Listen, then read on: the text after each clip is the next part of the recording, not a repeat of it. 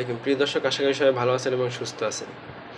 তো সাকিব আল হাসান নাকি ফিলিস্তিনকে 10 কোটি টাকা সহায়তা করেছে বা সাহায্য বলেন বা অনুদান বলেন, তিনি করেছে।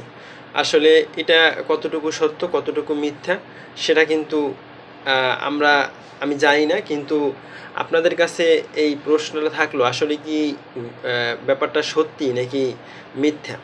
তবে সাকিব আল হাসান বিভিন্ন সময় বিভিন্ন জায়গায় অনুদান দিয়েছেন, এটা সত্য। প্রথমে জানাজানি হয়নি, কিন্তু পরবর্তীতে কিন্তু জানাজানি হয়েছে যে সাকিব আল হাসান এখানে দান করেছে। এরকম কিন্তু অনেক ঘটনা আছে।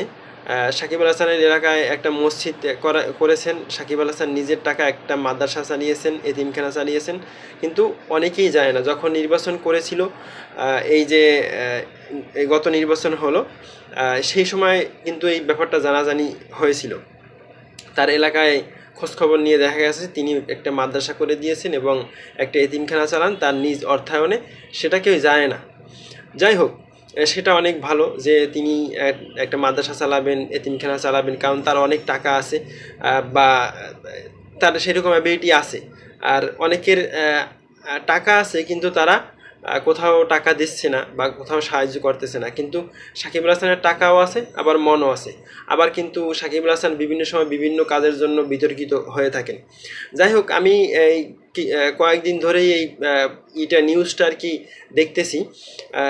বিভিন্ন ক্রিকেট চ্যানেল বা বিভিন্ন ওয়েবসাইট থেকে, নিউজ ওয়েবসাইট থেকে এই খবরটা আসলে ছবিতে হেডলাইন করে দেওয়া হয়েছে বা ছবির উপরে, সাকিব আল হাসানের ছবির উপরে লেখা হয়েছে যে সাকিব আল হাসান ফিলিস্তিনকে 10 কোটি টাকা অনুদান দিয়েছে বা সাহায্য করেছে।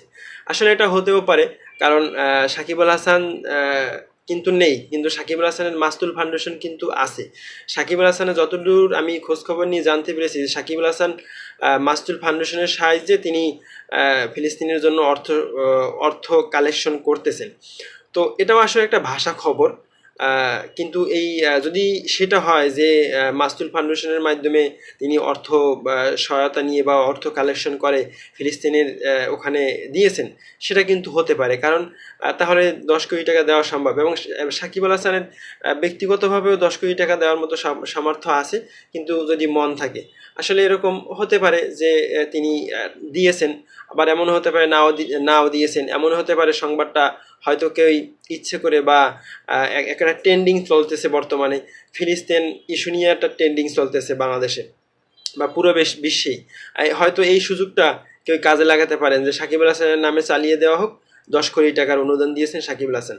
আসলে সত্য মিথ্যা আপনারাই যাচাই করবেন, কারণ আপনারা আমাদের চেয়ে ভালো খোঁজ খবর রাখেন। তবে সাকিব আল হাসান যদি 10 কোটি টাকা ফিলিস্তিনের জন্য দিয়ে থাকে, সেটা আমাদের গর্বের বিষয় এবং সেটা অত্যন্ত ভালো কাজ করেছেন।